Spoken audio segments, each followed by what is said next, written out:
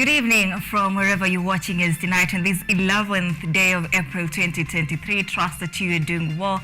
So much has happened in the country and we are here to bring you up to speed with just that. But first, the headlines.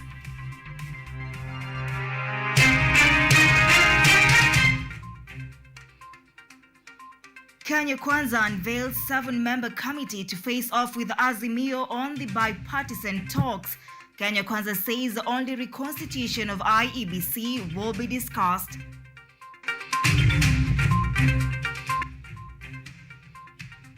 President William Ruto launches performance of contracting report 2021-2022.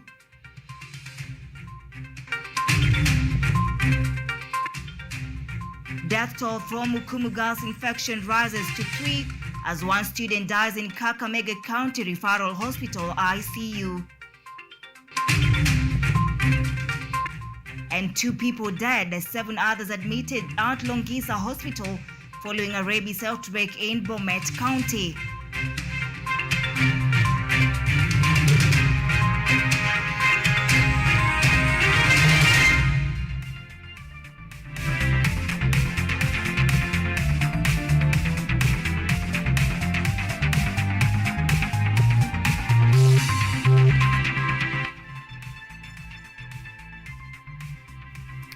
Samuel Kello is our sign language interpreter tonight. My name is ODIDA. Remember, we are streaming this broadcast live on our social media platforms at KETV_Kenya.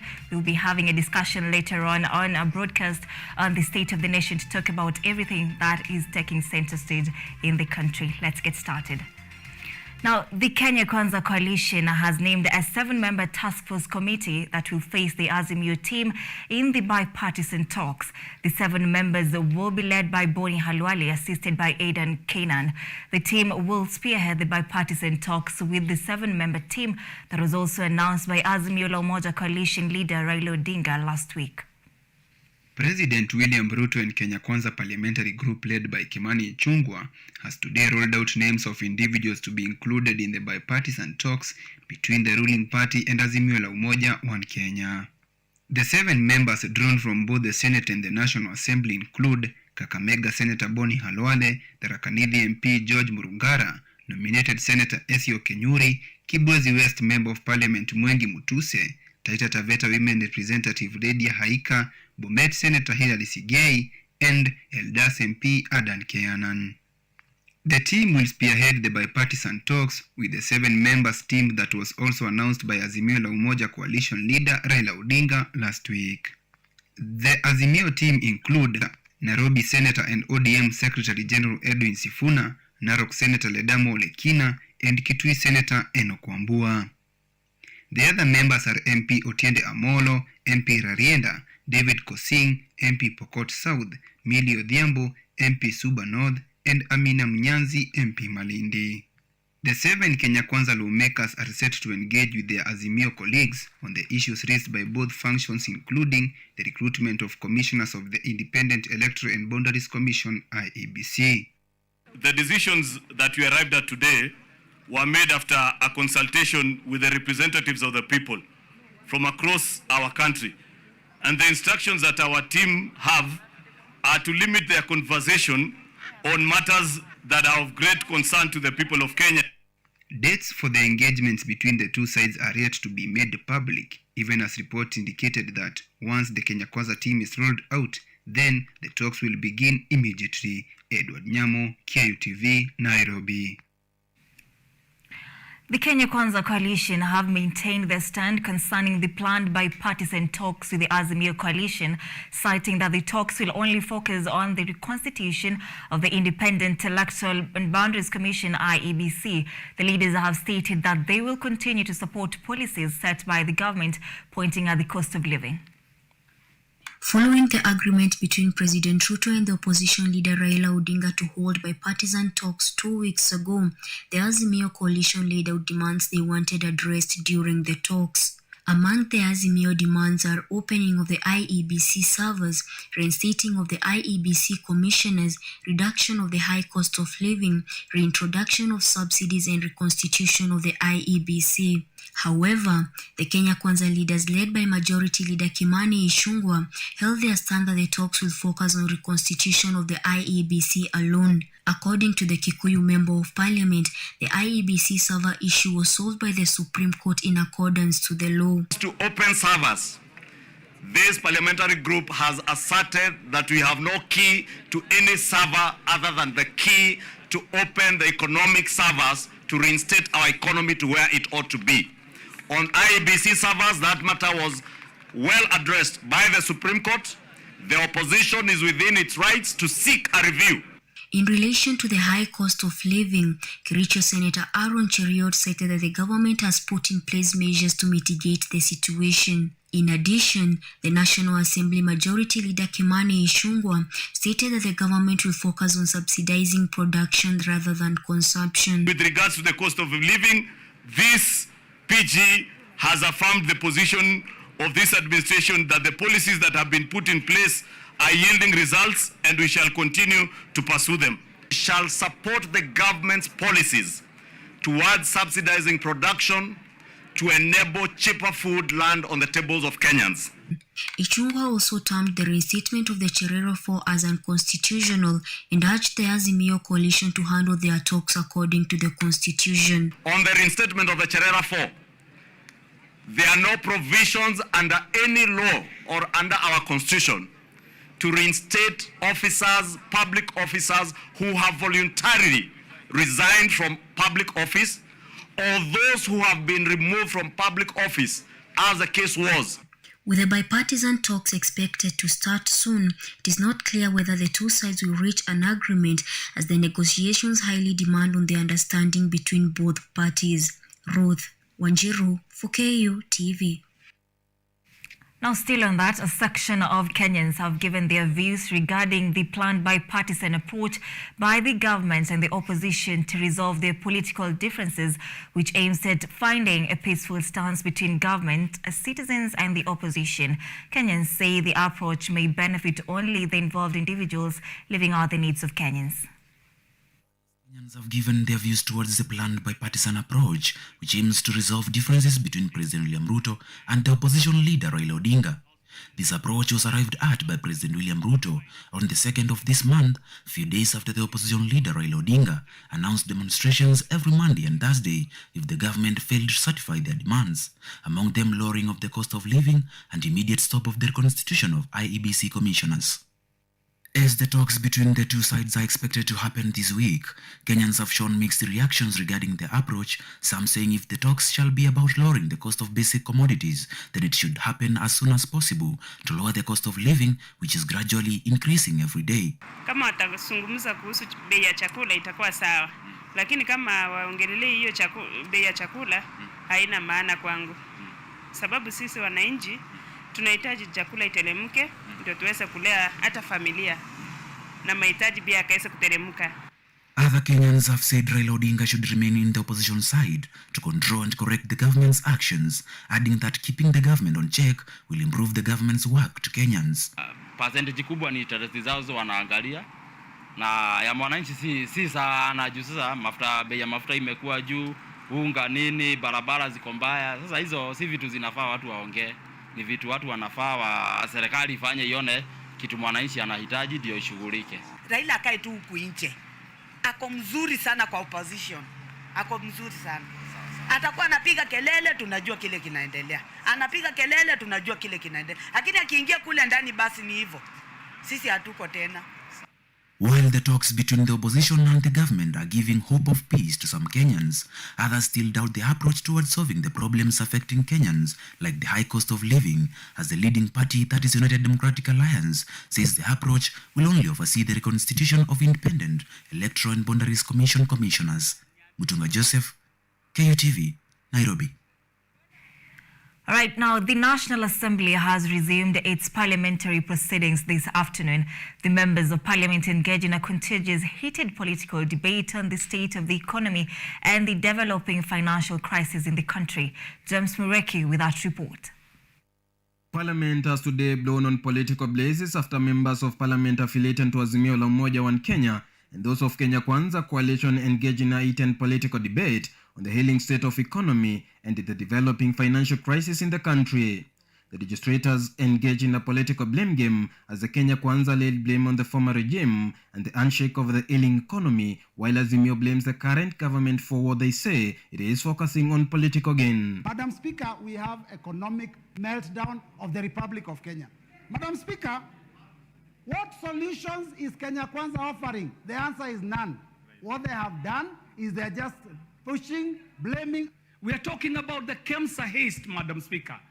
We know what happened, Madam Speaker, when we were trying to change the constitution through a modality called BBI, Madam Speaker. At a time when the country was struggling to make ends meet, we were ready to spend 12 billion Kenya shillings to just create positions in this country, Madam Speaker.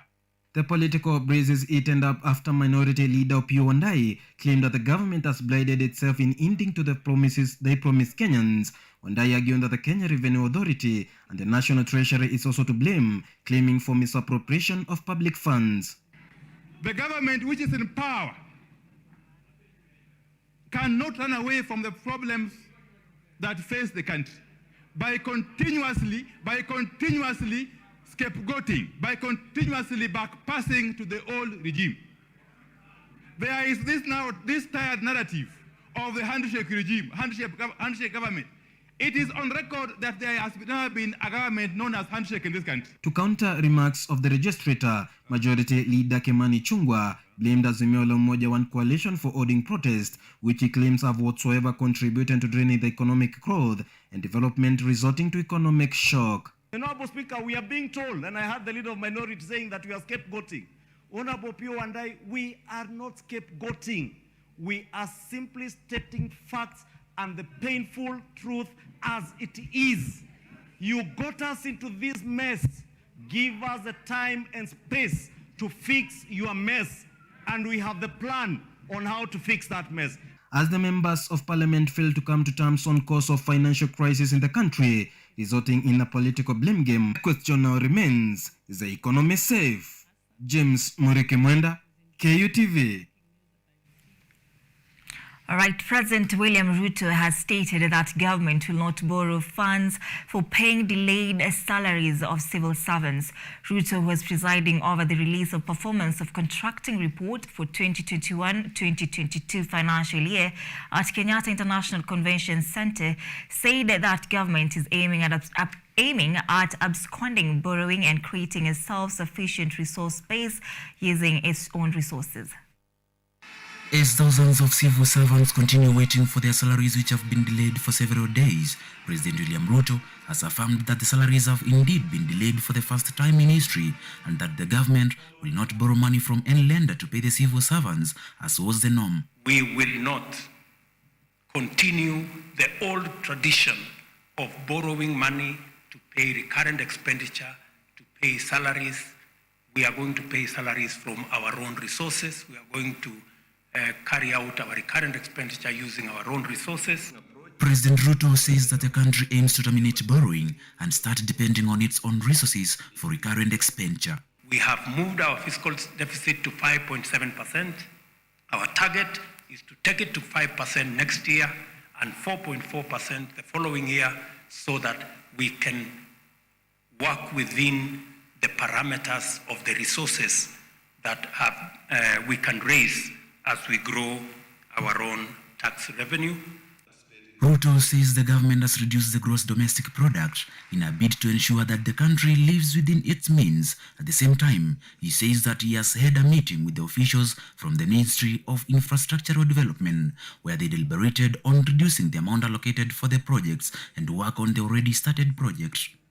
There are some taxes we certainly are going to reduce in the coming budget, because some of the taxes are punitive and they actually encourage more dodging than paying and compliance, so that we can make it much more easy for citizens, corporates, and all the people that work with us to comply with taxes. The president has also commended the Kenya Revenue Authority for performing its roles successfully under the tough conditions. He says that the government aims to reduce the taxation imposed on Kenyans. The president has also said that the value of the dollar is set to depreciate as compared to Kenyan shilling.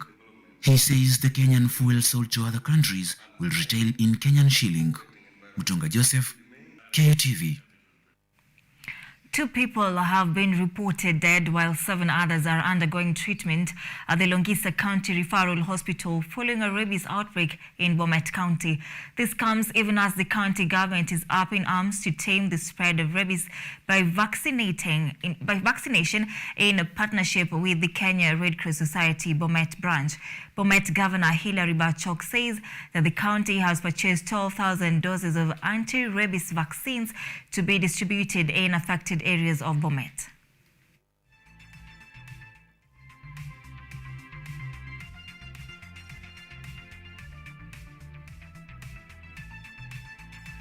Elsewhere, another Mukumu Girls High School student has died in Kakamega County Referral Hospital while in the intensive care unit ICU following an outbreak of a disease linked to food and water poisoning that saw the school closed indefinitely with 500 other students allegedly infected.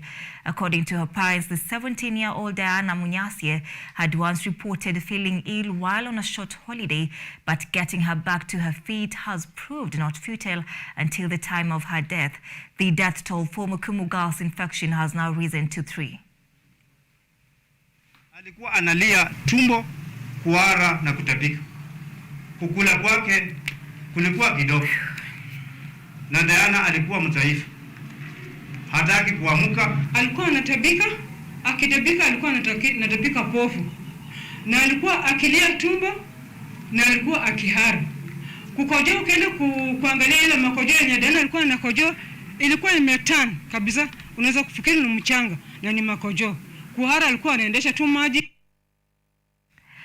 20 minutes past the top of the hour, we are taking a very fast short break. At this point, of course, we are coming back with an interview on the state of the nation. Stay with us.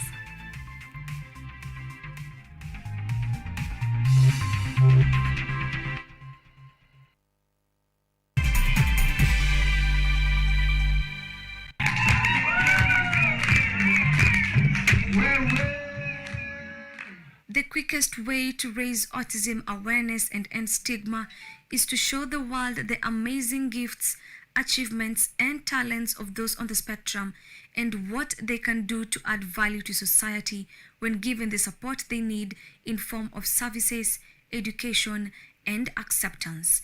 Mr. and Miss Autism Kenya 2023 aims at raising awareness of autism by providing a platform for those on the spectrum to showcase their talents and amuse the world. This year's events will take place at Sportsview Hotel Kasarani on Saturday the 15th of April 2023, and the entry is free. You can support us by becoming a partner. Call us on 0702 623359. Mr. and Miss Autism Kenya is proudly brought to you by Step Up for Autism and KUTV, powered by ODIDA's Foundation.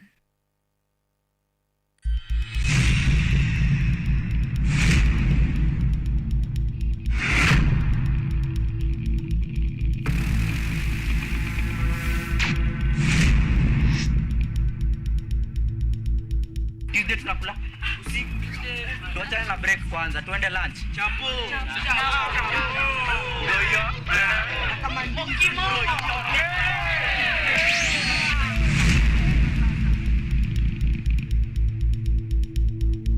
Rasha piga shada kuna giza. Sikinai tujinai siweke story. Kata maji pia shada liko nasio nikosa msupo si stress. Kama rende kisha basi nipe. Najua ni nini. Big up, brother, ukiwa Adriva, big up, sis, big up, shows, mama, big up, oya, wase wote, okay, my principal, big up.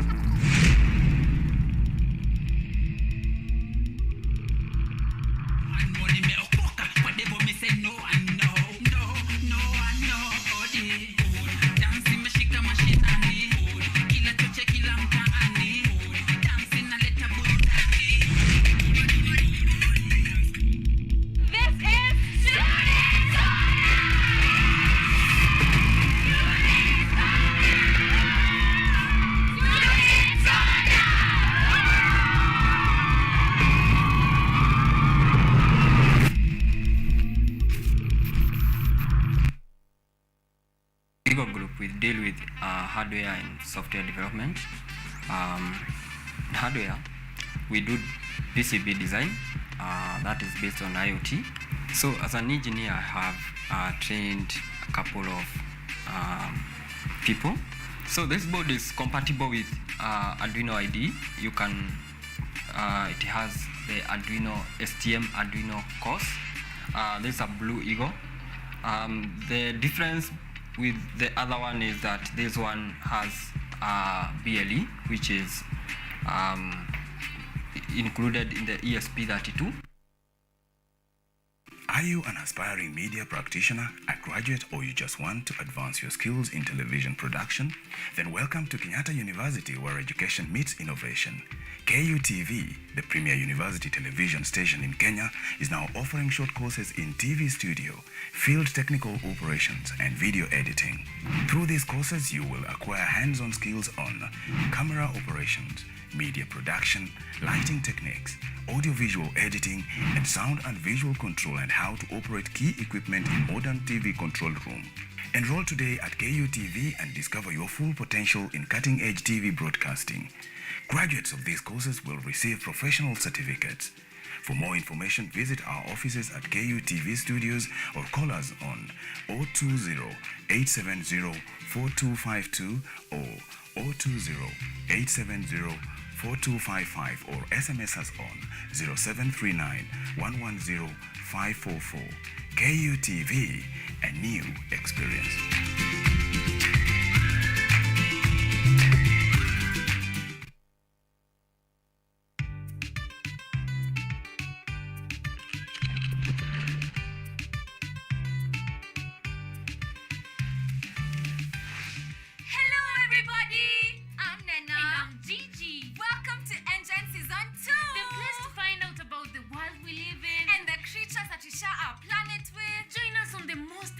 Adventures across the African continent. See breathtaking wildlife, stunning landscapes, and out of this world technologies.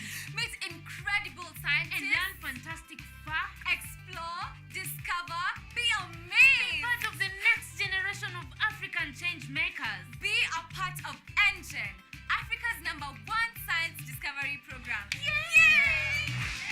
We're learning every day.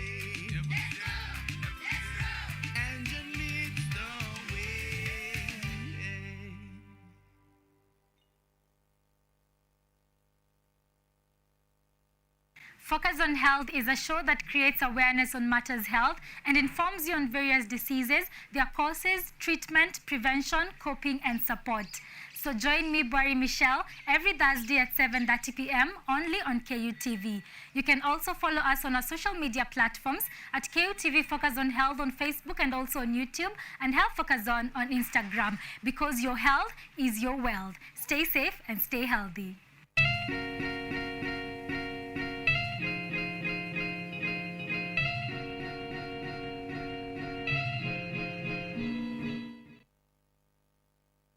Hello everyone, this is the new chapter of Let's Be Fit. I'll be host DiCaplo. I'm here to give you various workouts. I'll be having different trainers. We'll have Zumba classes, we'll have aerobics classes, we'll have box exercise, we'll have kata box, just name them.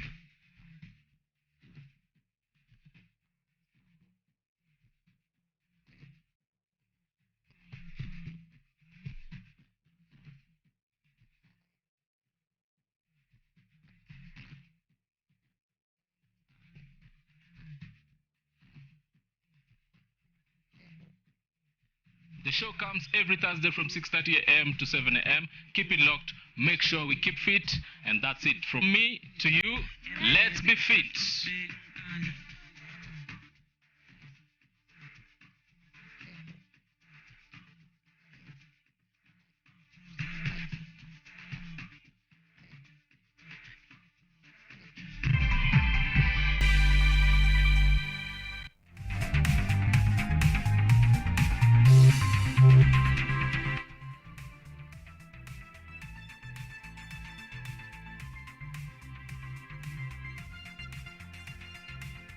All right, welcome back. Thank you so much for staying with us. You are watching KUTV Primetime News.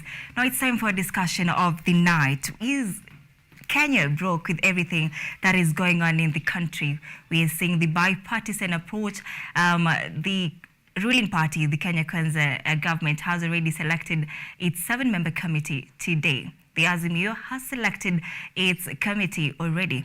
Now, let's find out what's up and about in the country. Tonight, I am joined by Sir Charles Ochilo, that is Embakasi Constituency Development Manager, and Kelvin Maina, a political scientist, to talk about the state of the nation. Karibuni sana. Thank you. Thank you so much. All right, I'll just start with, let me start from the left. Sir Charles, yes. I want us to talk about the salary crisis in the country. How did we get here? My thinking is that I think the approach that the current government is taking is the one that is bringing all these problems. Because you see, I don't know whether the subsidies before were okay, but I feel that if those subsidies were there and those things were put in place, it was making it easier for things to flow, even the revenue collection and all those things. Like now, if you check, most of us, not all of us, but most of us, are getting other method and means of like transport. If we go to work, some leave their cars behind so they don't fuel.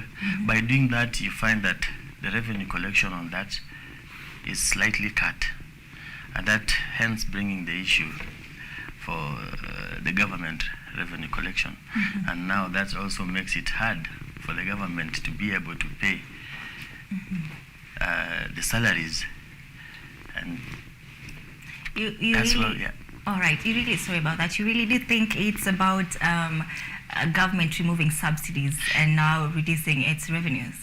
Yeah, because you see, once you need to create a situation where everybody is using or spending, but when you put it so high and make it hard, it makes it, members find it hard to move a lot or spend a lot. And when you do that, it means you cut cost. When you cut cost, then there's no revenue. Or even if there is, it's just by a small margin. Right. Hence bringing in all these issues.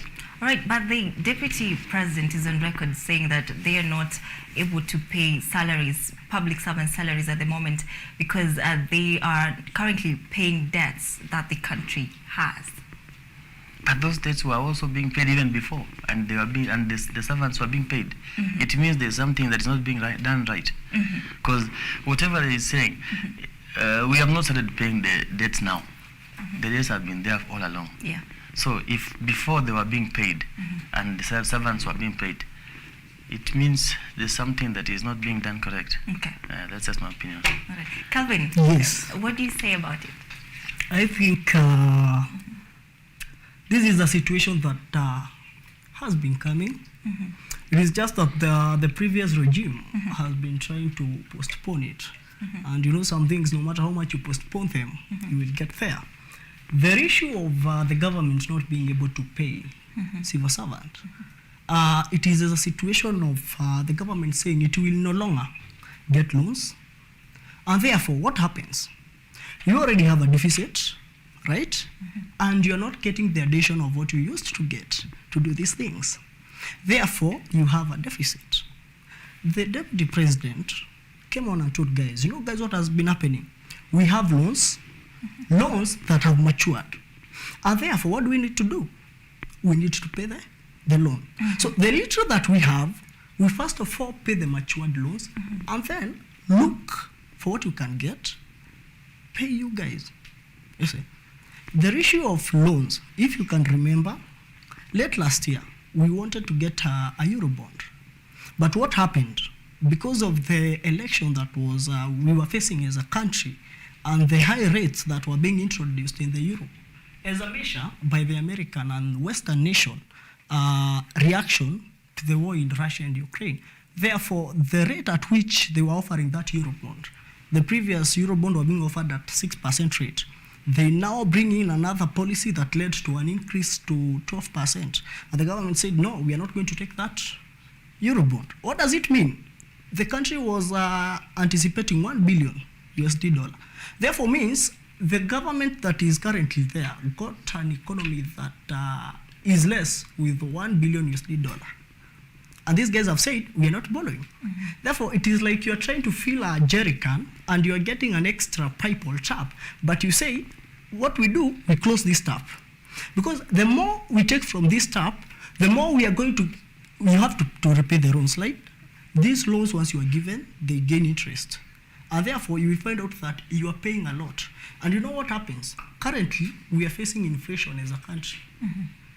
Our shillings has lost around 10% to US dollar.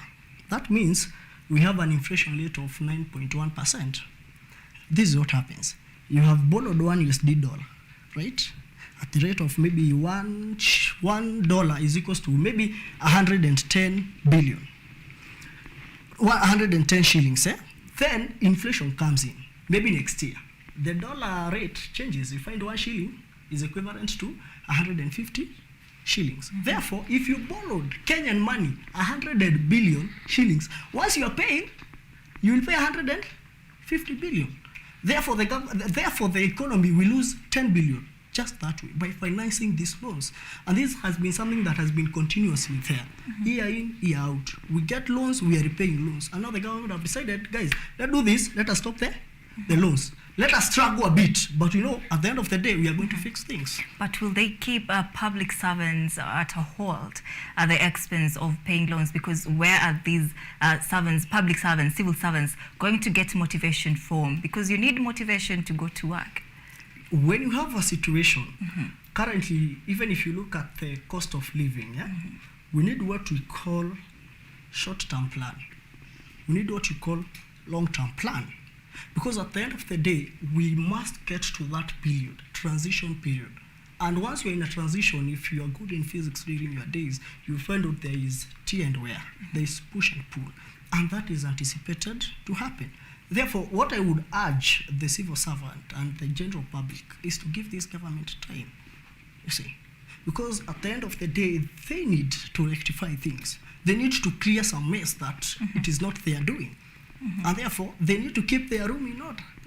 And keeping that in order is keeping those loans in order. Okay. It is stabilizing the economy. All right, Sir Charles, Calvin is saying give the government time, even in paying public servants. What's your take on that? How long can you give? Because you see, we always leave our homes to go to work. We have to be motivated. When you tell me that we give you time, it's already 9 months. How long is the space to be given? At the same time, my friend is saying that the government halted taking loans. But now it's on record, Ruto is taking more loans. Unless I'm wrong, but it's there in the public domain. So I don't know at what point did he stop taking loans, because even up to now, we are still adding more debts and more debts. We just need to put our priorities right. It is that plain. Now, what can be done? I'll start with you, Sir Charles. What can be done to really ensure that these public servants are paid? Because now the government is saying that they should brace themselves for there's a crisis, and maybe they'll get their salary come next week. There could be two options. That is the government defaulting from paying these loans, or rather, still paying these loans at the expense of now having to make these public servants wait. All right, we have countries like Zambia, Ghana, and Mali who defaulted in paying loans.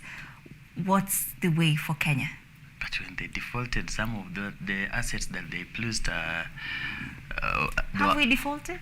No, we have not defaulted. But when they defaulted, those countries, you could hear a country like, was it that their port was almost taken away?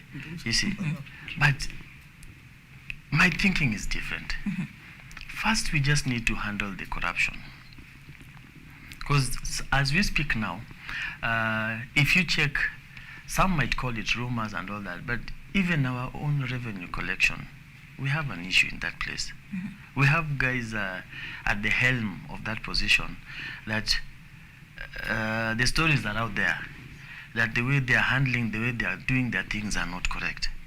And those are the loopholes that if you don't block, we will still be having all these problems. Because for as long as I'm paying my tax, and then that tax is not doing what it's intended to do, it's just going into somebody else's pocket. Believe me, we'll be having this conversation on and on and on. Even if you call us every day here, we'll just be talking about the same thing.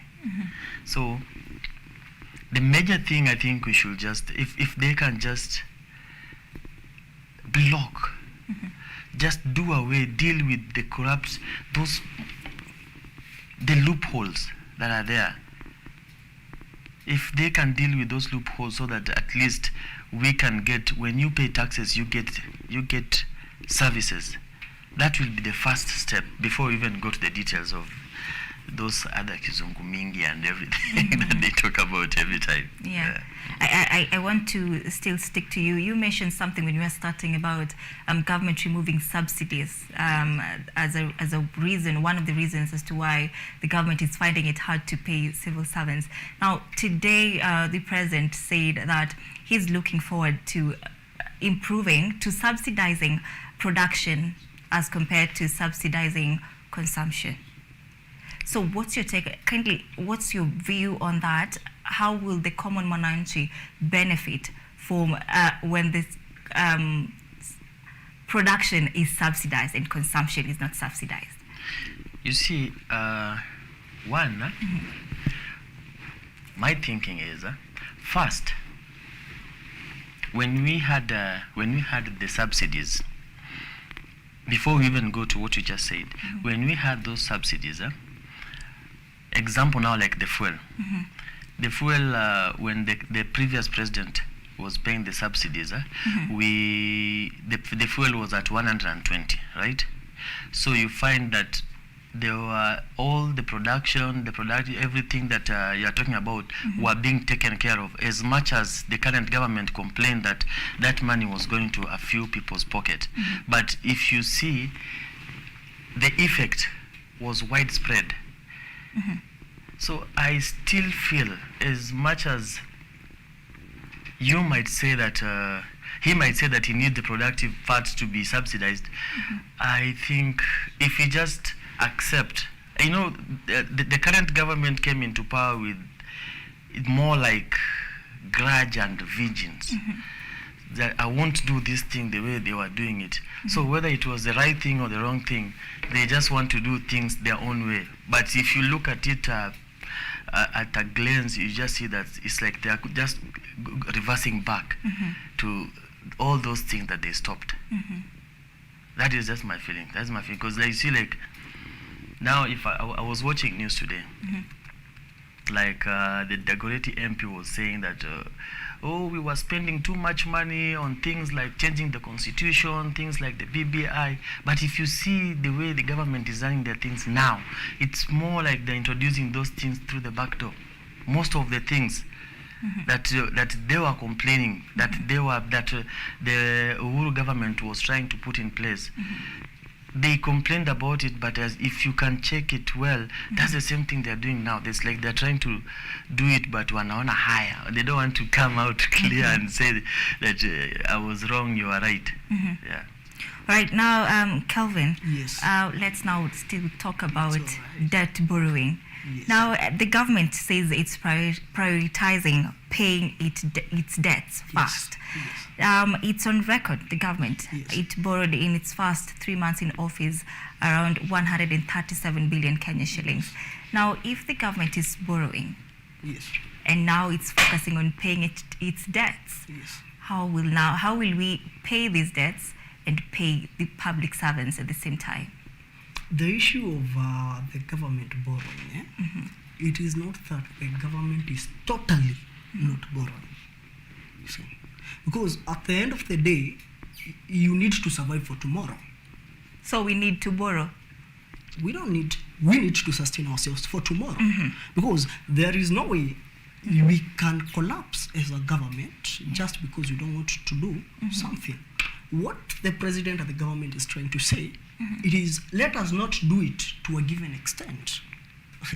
Let us do what needs to be done instantly. Let us not just borrow. When I hear such as talking about subsidies, we are already in debt. If we don't borrow, we cannot even pay our civil servants. and then you want us to still give people subsidies. No, when you give subsidies, that means the government is catering for a given percentage of the price in a commodity. When you say that you now want the government to continue with that, how will you operate? We are not taking more loans. We cannot even sustain our own civil servants, and you still want us to take loans. But what is the government doing? The government has divided itself in short term, middle term, and long term. Short term, it has introduced policies. But if you go right now to your local supermarket, you'll find out that the price of the price of maize flour and the price of rice is quite affordable. Why? Because the government introduced a policy whereby importers of those basic commodities, they are not paying tax. They are importing free tax. And therefore, these commodities have lowered. But again, will they be doing that every day, every month, every year? No. What does the government do? When the government says it wants to focus on the manufacture and the produce sector, it basically means, other than introducing subsidy on maize flour, why can't we introduce subsidy on the fertilizer so that our own people can grow that maize and sell it? All right? Other than, let us not just focus on what is on the table. Why can't we go to the store and see what we can do to produce more? And that is what the government has done. It has already introduced subsidies fertilizers at around 3,500, right? Long term. The president, I think 5 days ago, was in Kwale, launching a dam, 25 billion worth. Why is he doing that? Because at the end of the day, climate is changing, global warming is coming, and therefore we are experiencing short rains as a nation. So what do? We harvest water, we use that for irrigation. And therefore, in a long-term basis, we are going to sustain ourselves as a nation in terms of consumption, because basically it starts from there. I need to eat. That is a basic. Before I even think of traveling, think of investing, think of anything else, I first of all need to eat. We start from there. Right, so you recommend that Kenyans should wait, civil servants should wait? I recommend that because at the end of the day, let me tell you.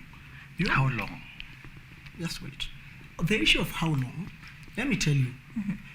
You cannot get a baby 4 months by impregnating 9 women.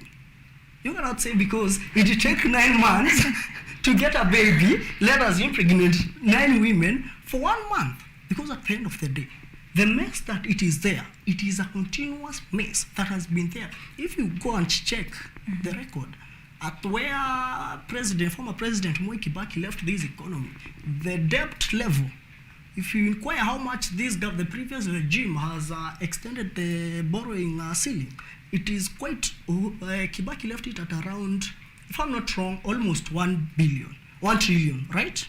When the previous regime was getting out of the government, the debt was around 12 trillion. We need to clear all that mess. Is it possible to clear a mess that has been happening maybe in the last 6, 7, 8 years with 9 months? Actually, it is not even a year. All right, now let's put that aside a little bit. Let's now talk about the bipartisan approach. Now, Kenya Kwanza has selected its 7-member committee today. Azimio selected its 7-member committee last week. But today, the Kenya Kwanza committee says, led by Ndindi Nyoro, it says only the reconstitution of IEBC will be discussed among the demands Azimio placed on the table.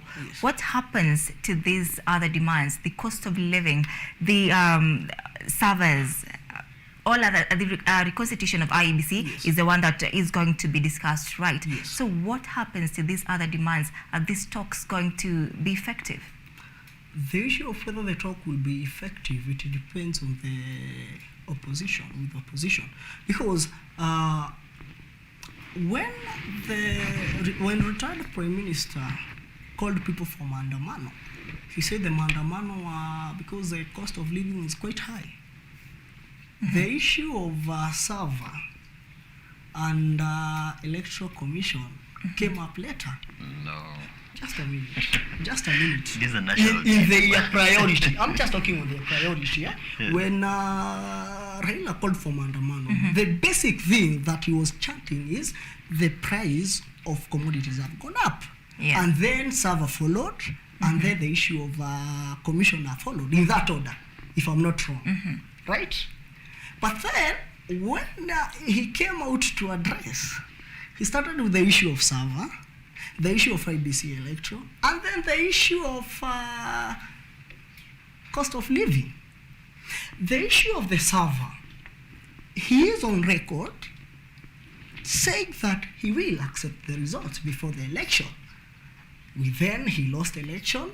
He then said, I will accept the ruling of Supreme Court. And the ruling was made.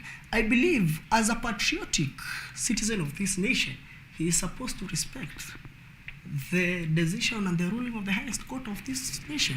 So I don't know why he is so much obsessed with the issue of Sava, and they never raised the issue during the... Now, but let's say this, Kenyans went to the streets not for IEBC, for the cost of living. Yes. But now the talks are not going to be centered on what Kenyans need to hear.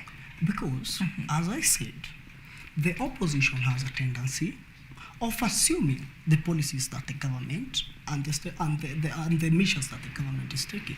If, for instance, I tell you the government have set aside around 2 billion Kenyan shillings to cater for people who cannot afford food, for relief food.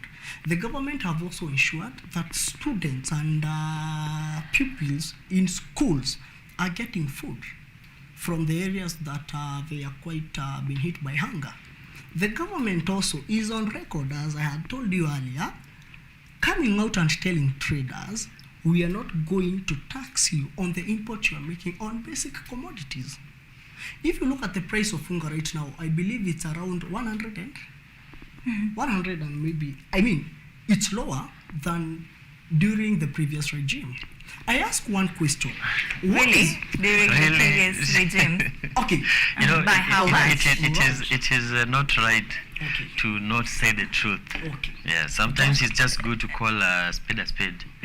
Let him When, a spade is, I believe, last year at around July, before the subsidy, you know what the government did? They introduced subsidies to almost 3 months to election, right? Unga subsidies. Am I right or wrong? I'm right, right? The subsidies that they were funding with the loans that we are saying they are not sustainable. The problem with one major problem and issue I have with the opposition, they are saying the price of unga must be 100. Ask them, other than subsidy, give us another formula to make it 100. They don't have. All right, now, Sir Charles, Calvin is saying whether or not this conversation is going to be effective, the bipartisan talk. Now, the buck stops with the opposition. What's your take on that? First, I need to make some clarifications. When Honorable Raila Amolo Odinga called for the maandamano, he gave out a list of demands. He never said that this is number 1 or 2 or 3. He said, I'm having a 9-point agenda. So for my friend to say that it was this and this, then all of a sudden it became this, that's not being honest. That is one.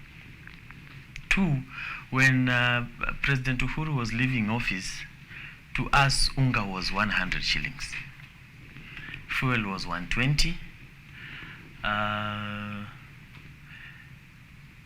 Generally, the things that we were having issues now with, like things like electricity. If you buy an electricity worth 1,000, you are given 60 units. Now with 1,000, you are given 38. When he left, you see, whether you complain these things were right or wrong, but at least Kenyans were cushioned. Now people are suffering, you know.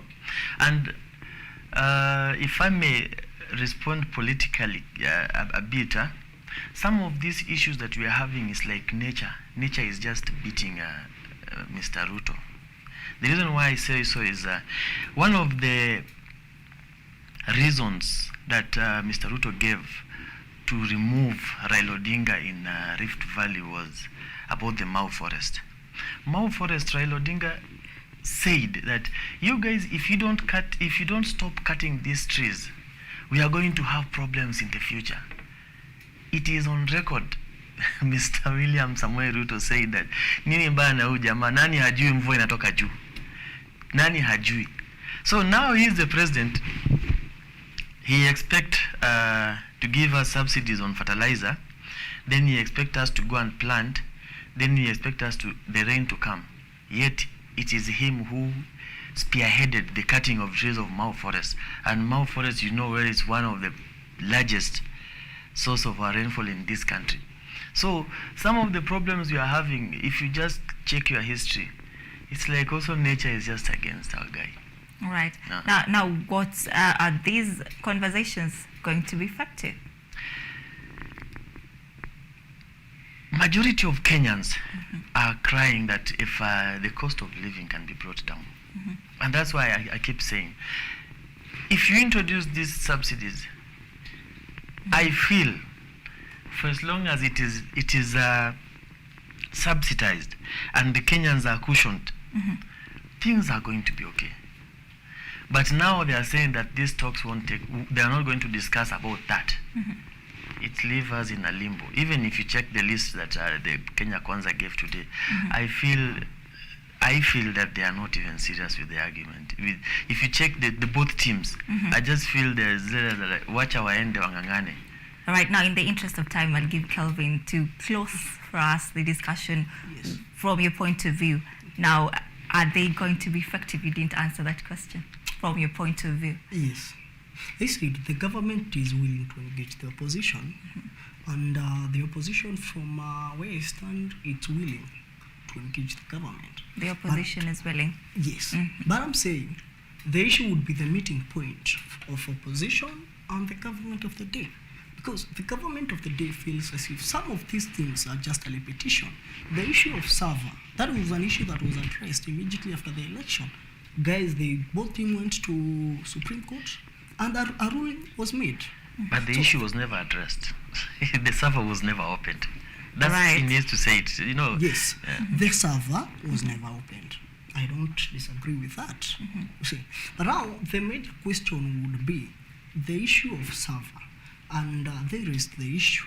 It was addressed by the Supreme Court. Whether the Supreme Court agreed that it should not be opened or it should be opened, I believe as patriotic Kenya, we should lead other Kenyans in respecting the rule of court.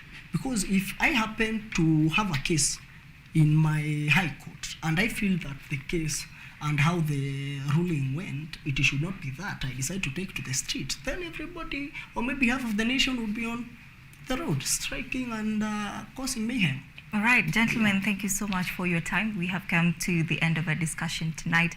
But remember, this is not the end. Or for you, our dear viewer, we can continue this conversation on our social media platforms at KTV_Kenya. Let's continue with our coverage. Now, Bungoma County elected leaders have thrashed Kenya Kwanza government's plan to privatize Nzoia Sugar Company Miller, saying it is the only company that Western Region residents depend on.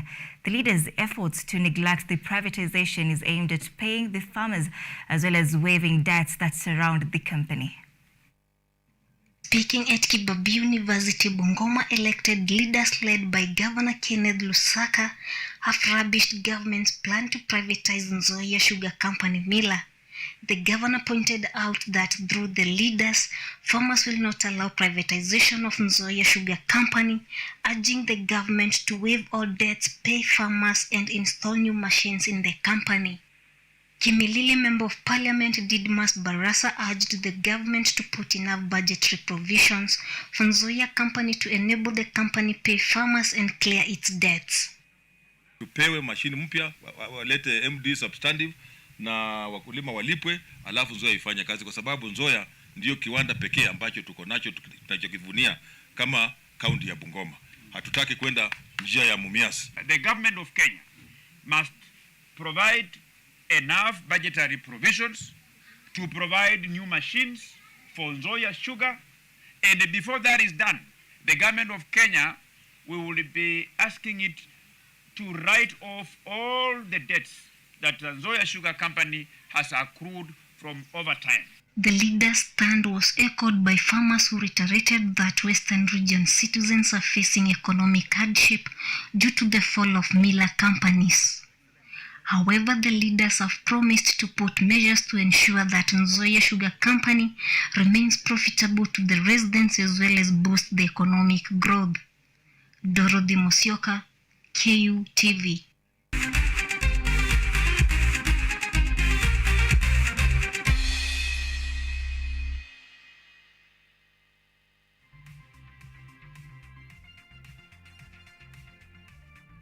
Now in sports, English champions Manchester City will welcome German champions Bayern Munich at the Etihad Stadium in Manchester in a crunch match that will see Pep Guardiola play against his former side. Bayern, who recently appointed former Chelsea boss Thomas Tuchel as their new head coach, will look to stop the City juggernaut, who are still in 3 competitions in Europe, when the two face off in the first leg quarter-final match. In the other quarter-final crunch tie, Portuguese side SL Benfica will welcome Inter Milan at the Estadio da Luz from 10 p.m. local time.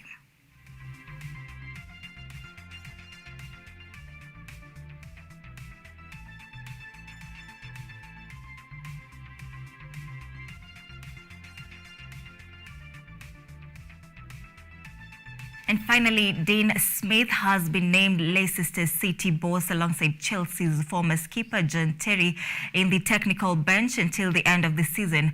This comes after Leicester City's dismal performances that has left them fighting in the relegation zone, with their recent performance being Saturday's home defeat to Bournemouth, leaving them 2 points from safety with 8 games left. Smith's first game in charge of Leicester is away to Premier League champions Manchester City on Saturday. Smith's appointment means there are 5 interim managers at Premier League clubs, including Frank Lampard at Chelsea, Christian Stellini at Tottenham, Southampton's Ruben Seles and Roy Hodgson at Crystal Palace.